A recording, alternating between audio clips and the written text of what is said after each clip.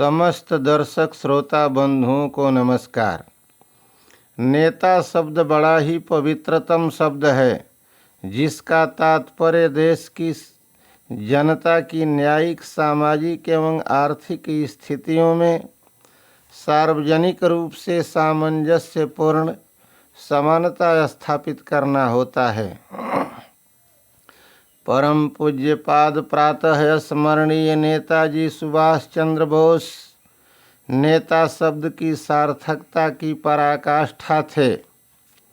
आज के नेता शब्द को नेता जैसे पवित्र शब्द को कलंकित करने का कार्य कर रहे हैं। पहले के अधिकांश नेता निम्नतम जीवन स्तर के साथ जीवन यापन कर रहे लोगों की भांति राष्ट्र की सेवा में रत थे, लेकिन आज के नेताओं के लिए समस्त सुख सुविधाओं से युक्त उच्च वेतन में बर्बाद हो रही राष्ट्र की आर्थिक व्यवस्था देश की गरीबी का सबसे बड़ा कारण है। इसी कारण देश के गरीब मजदूर किसान सभी आर्थिक बोझ से छटपटा रहे हैं।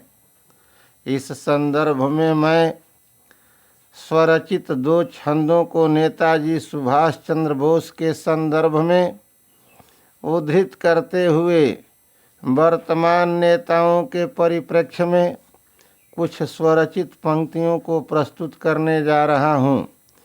यदि वीडियो अच्छी लगे तो उसे अवश्य लाइक करें एवं चैनल को सब्सक्राइब करने की कृपा करेंगे।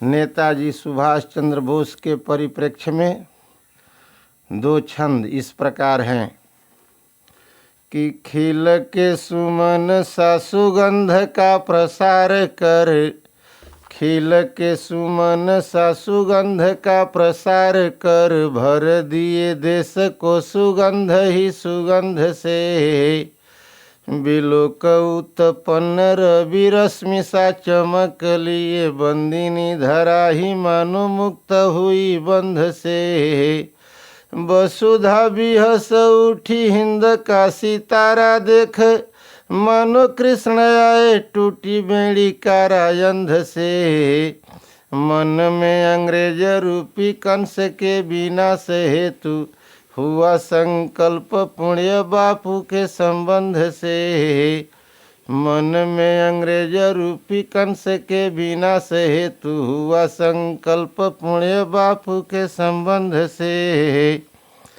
और अब हम वर्तमान नेताओं की जो स्थिति है उसको हम स्वरचित छंद के कविता के माध्यम से देखें।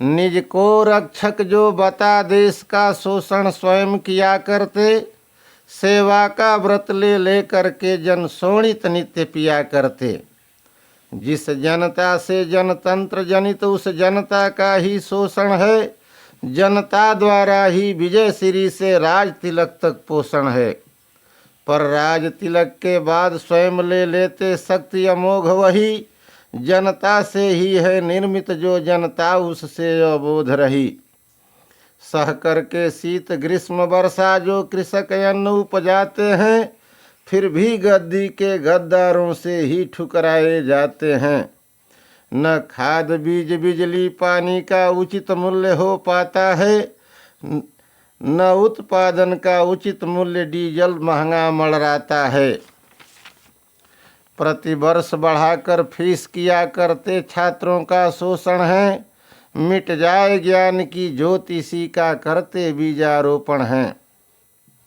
कैसे गरीब के बच्चे अब विद्या अर्जित कर पाएंगे, कैसे निर्धनता के समुद्र को पार कभी कर पाएंगे, जो भूमिहीन है श्रम का ही केवल जिनको आधार बचा, कैसे पढ़वाएं बच्चे को उनके घर हाहाकार मचा,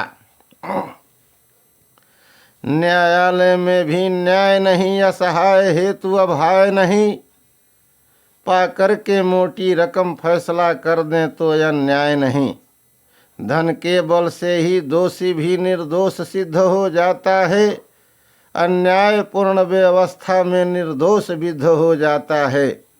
बापू ने सोचा मिटे विषमता, राम राज्य आ जाए यहाँ। बापू विरुद्ध ही आज सदा सब दिख रहा है कार्य यहाँ।